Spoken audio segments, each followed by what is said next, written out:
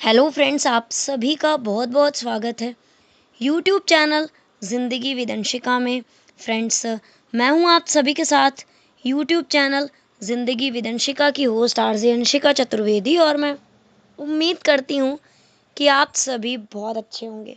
तो फ्रेंड्स, जैसा कि आप सभी जानते ही हैं कि आज अगस्त महीने की 15 तारीख है और वर्ष 1947 में हमारे देश का पहला स्वतंत्रता दिवस आज के ही दिन यानी कि 15 अगस्त को सेलिब्रेट किया गया था।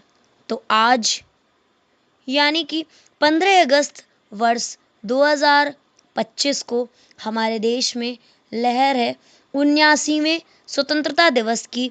आज हम सभी बहुत ही ज़्यादा एक्साइटमेंट और हंसी खुशी के साथ, इंथुजियाज्म के साथ, एक नए जोश के साथ वर्ष 2025 का 15 अगस्त यानी कि 79th इंडिपेंडेंस डे सेलिब्रेट कर रहे हैं। आज 21वीं शताब्दी चल रही है और ये 21वीं शताब्दी का 25वां वर्ष है। एक चौथाई शताब्दी की इस अवधि में जन्मी हमारे भारत की नई पीढ़ी कल्पना करती है कि कैसे देश की क्या है इसके लिए स्वतंत्रता, संस्कार और व्यक्तिगत विचार। तो फ्रेंड्स, आज के इस वीडियो में मैं आप सभी के साथ साझा करती हूँ जानकारी कि हमारे भारत की जो नई पौध है, नई पौध के सपनों का जो भारत है, यानी कि जो हमारी यंग जनरेशन है, 21वीं शताब्दी में जो हमारे देश की आबादी है, जिस आबादी का जन्म 21वीं शताब्दी में हुआ है, यानी कि वर्ष 2000 बाद के बाद जो बच्चे जन्मे हैं, वो क्या सोचते हैं कि वो किस तरह की इमेजिनेशन करते हैं कि उनका देश किस तरह का होना चाहिए, उनके लिए स्वतंत्रता क्या है, संस्कार क्या हैं और उनके जो पर्सनल थॉट्स हैं, पर्सनल विचार हैं, वो क्या हैं। हालांकि एक सर्वे हुआ था जिसमें 50% युवाओं ने ये माना है कि स्वतंत्रता का अर्थ है बिना किसी डर के अपनी खुद की बात को सामने रखना। नई पीढ़ी के सदस्य भले ही नई मान्यताओं को महत्व देते हैं, लेकिन वो जिम्मेदारियां लेने में भी पीछे नहीं हैं। स्वतंत्रता उनकी मर्जी से कुछ भी करने तक सीमित नहीं है, बल्कि जिम्मेदारी और सामाजिक परिणामों की गहरी समझ के साथ जुड़ी हुई है। वो व्यक्तिगत अधिकारों के साथ नैतिक और सामाजिक जवाबदेही को भी समझते हैं। उनका पॉइंट ऑफ व्यू ये दिखाता है कि नई पीढ़ी व्यक्तिगत स्वतंत्रता को समाज और दुनिया पर पड़ने वाले प्रभाव के साथ एक बैलेंस लाइफ लेकर चलना चाहती है। उनके हिसाब से सामाजिक और सांस्कृतिक मूल्य ही समाज के प्रति सोच को आकार देते हैं, जिससे वे सही गलत का फैसला सबको साथ लेकर चलना सीखते हैं और अपना स्वयं का विकास करते हैं। हर दृष्टिकोण में एक नयापन होता है।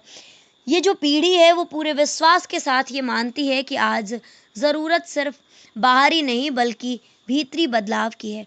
नए भारत का नया भविष्य पारंपरिक धार्मिक ढांचों से हटकर व्यक्तिगत और आत्मविश्लेषण को महत्व देता है।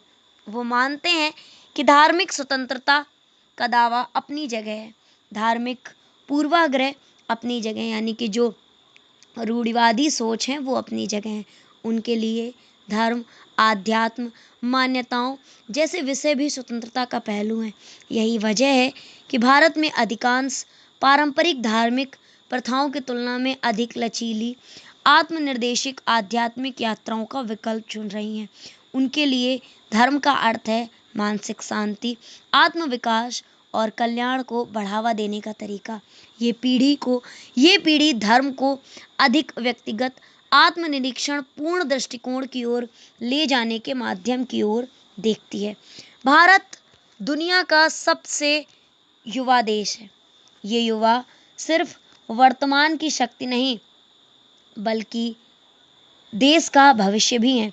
स्वतंत्रता के बाद के भारत में जन्मी ये पीढ़ी टेक्निकल वैश्वीकरण और सूचना के युग में बड़ी हुई है।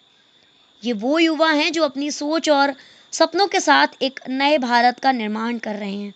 आधुनिकता और परंपरा के बीच बैलेंस बनाते हुए अपनी पहचान बना रहे हैं।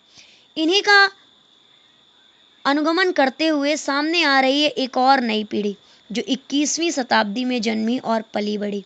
वो पीढ़ी जो अब जेन जी के रूप में भारत का भविष्य है, जो कोरोना काल के संघर्ष और अमृतकाल के उत्सव दोनों की ही साक्षी है, जिसके लिए स्वतंत्रता का अर्थ केवल 1947 की राजनीतिक स्वतंत्रता नहीं, बल्कि एक बहुआयामी अवधारणा है। युवावस्था में प्रवेश कर चुकी अथवा कैशोर्य से इसकी दहलीज पर पैर रखती इस पीढ़ी की आकांक्षाओं को समझना बेहद ज़रूरी है। ये समझना बहुत ज़्यादा ज़रूरी है कि वो क्या चाहते हैं, उनके लिए स्वतंत्रता का क्या मतलब है और एक आदर्श भारत की उनकी क्या कल्पना है। इस पीढ़ी की नब्ज पर हाथ रखते हुए जब एक सर्वे किया गया, भारत का सबसे बड़ा सर्वेक्षण किया गया और वर्ष 2025 की पहली तिमाही में इसकी रिपोर्ट जारी की गई, तो ये बात सामने आई कि ये जो नई जेनरेशन है वो देश के लिए एक न्यू होप है, एक नई आशा है। ये अपनी कल्चरल रूट्स से जुड़े रहकर अपने आज के विचारों को रखते हैं। पुरानी मान्यताओं को थोपने और ओढ़ने के बजाय आधुनिक जीवन शैली अपनाते हुए नैतिकता और सह अस्तित्व जैसे सांस्कृतिक और सामाजिक मूल्यों को बराबर इम्पोर्टेंस देते हैं।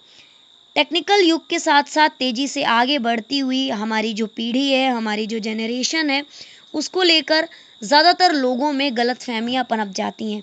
इसकी एक वजह ये भी है कि इस पीढ़ी में सोच का दायरा इतना अलग है कि वो पुरानी लीक पर उतरता ही नहीं है।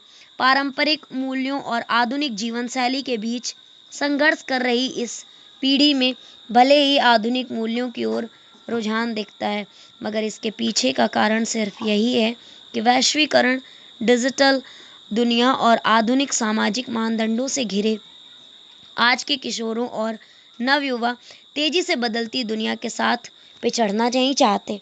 उनके लिए स्वतंत्रता का सीधा अर्थ है कि वे दूसरों की अपेक्षाओं पर चलने के बजाय अपने फैसलों पर चल सकें। हालांकि सनद रहे कि ये आधुनिकता की ओर बढ़ते हुए भी अपनी सांस्कृतिक विरासत और स्थिरता को बनाए रखना चाहते हैं। बस उनका तरीका उनका अपना होना चाहिए। वो दूसरों के बनाए स्ट्रक्चर में स्वयं को ढालना नहीं चाहते, बल्कि वो अपने हिसाब से चलना चाहते हैं और वो ये जानते हैं कि उनके लिए स्वतंत्रता का अर्थ क्या है। वो ये भी इंगित करते हैं कि भले ही सांस्कृतिक और सामाजिक मूल्य सही फैसले लेने और एक सहिष्णु समाज बनाने के लिए ज़रूरी हैं, मगर ये उनकी व्यक्तिगत स्वतंत्रता और विचारों को सीमित करते हैं। इसके बजाय वो आज के समय के अनुसार समावेशी, विविधतापूर्ण और व्यक्तिगत स्वतंत्रता को बढ़ावा देने वाले मूल्यों की ओर आकर्षित होते हैं। चैलेंजेस के बीच भी वो स्वयं को तैयार रखते हैं।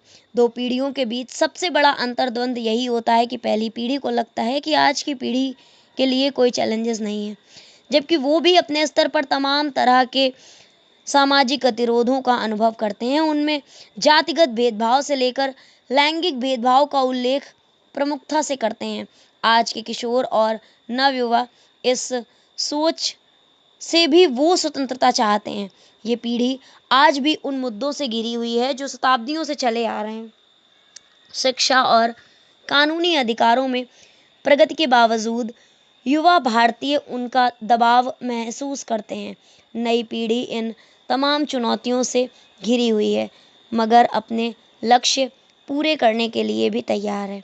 साथ ही वो ये भी मानते हैं कि लंबे समय से चला आ रहा समाज का दृष्टिकोण एक बड़ी बाधा है और ये समाज को अपना दृष्टिकोण बदलने का है। वाकई ये सही वक्त है समाज को जब अपना पॉइंट ऑफ व्यू बदलना चाहिए, क्योंकि हमारे भारत की 1/4 आबादी जो है वो इस समय 1/4 शताब्दी में जन्म ले चुकी है और नई पीढ़ी किस तरह से अपने देश की कल्पना करती है। 58% शिक्षा को समाज की चुनौतियों को दूर करने का साधन मानते हैं। 41% किशोरों का कहना है कि परंपरागत मूल्यों से अधिक आधुनिक जीवन शैली के जरिए लाना चाहते हैं वो अपनी सोसाइटी में चेंजेस। 21% युवा ये मानते हैं कि समाज का पॉइंट ऑफ व्यू ही सबसे बड़ी बाधा है और ये समय है इसको बदलने का। जबकि 41% युवा ये मानते हैं कि सांस्कृतिक और सामाजिक मूल्यों की प्रासंगिकता समाज में अच्छे और बुरे परिवर्तनों को चुनने में मदद करती है। उनसे जो प्रश्न पूछे गए थे वो ये थे कि बिना किसी भय के स्वयं की अभिव्यक्ति स्वतंत्रता के साथ जिम्मेदारी भी आती है, बिना किसी बाधा के परिवर्तन करने की क्षमता और स्वयं निर्णय लेने की स्वतंत्रता। सर्वे का जो आधार था वो ये था, नैतिकता के सिद्धांत के आधार पर इस सर्वे का आधार बना लॉरेंज कोलबर्ग का सिद्धांत, जो इस बात पर केंद्रित है कि नई पीढ़ी नैतिकता और नैतिक तर्क कैसे विकसित करे। 4,02,287 प्रतिभागी इसका हिस्सा बने। कुल 378 शहरों में ये सर्वे किया गया। 2,09,665 लड़के इस सर्वे में शामिल थे। 1,92,622 लड़कियां इस सर्वे में थी और इस सर्वे में 3 आयु वर्ग रखे गए थे। 10 साल से छोटे बच्चे, 10 से 14 साल के बच्चे और 15 से 18 साल तक के युवा। तो फ्रेंड्स, 79वें स्वतंत्रता दिवस पर हमारे देश की जो नई पीढ़ी है, जो 21वीं शताब्दी में जन्मी है, 21वीं शताब्दी का ये 25वां स्वतंत्रता दिवस है और 1/4 शताब्दी की इस अवधि में जन्मी हमारे भारत की नई पीढ़ी किस तरह का अपना देश चाहती है, उनके लिए स्वतंत्रता का अर्थ क्या है, वो किस तरह का भारत चाहते हैं, उससे जुड़ी हुई जानकारी मैंने आप सभी के साथ साझा की। तो इसी तरह से मैं लेकर आती रहूँगी आप सभी के लिए और भी ढेर सारे वीडियोस। आप सभी को 79वें स्वतंत्रता दिवस की ढेर सारी शुभकामनाएं। स्वतंत्र भारत आप सभी के लिए नई उम्मीदें लेकर आए। Happy 79th independence day. Thank you so much. Thanks for watching and thanks for supporting. Bye bye and take care.